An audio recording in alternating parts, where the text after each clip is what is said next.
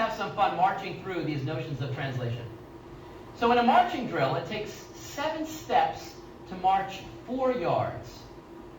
A drummer starts 7 steps to the right and 7 steps down from the center of the field. Let's call the center of the field in our coordinate plane the origin. So she starts 7 steps to the right and 7 steps down. So she starts here at 7, -7. All right, that's where she starts. Now let's check out what she does. She marches 14 steps to the left of her first position. So 14 steps to the left.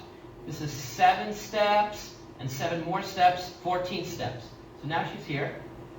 And then she marches 21 steps upfield to her final position. So here we go. So that's 7, that's 14, and that's 21 steps. So now she's located right there. Oh boy, I want to mark that. I want to mark it. Now what actually is that point? We can see it's -7, 14. Even though we started here and we went 14 units this way and 21 units up that way, the coordinates themselves, we can see -7, 14.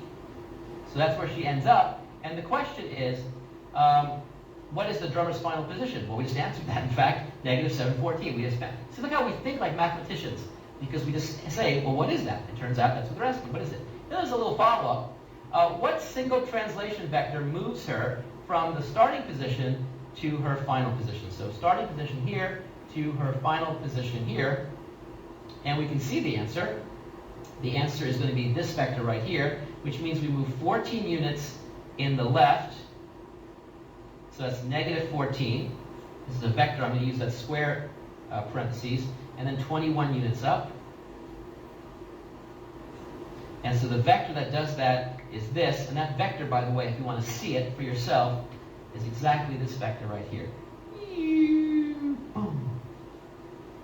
It moves us 14 units to the left and 21 units up. And there you have it.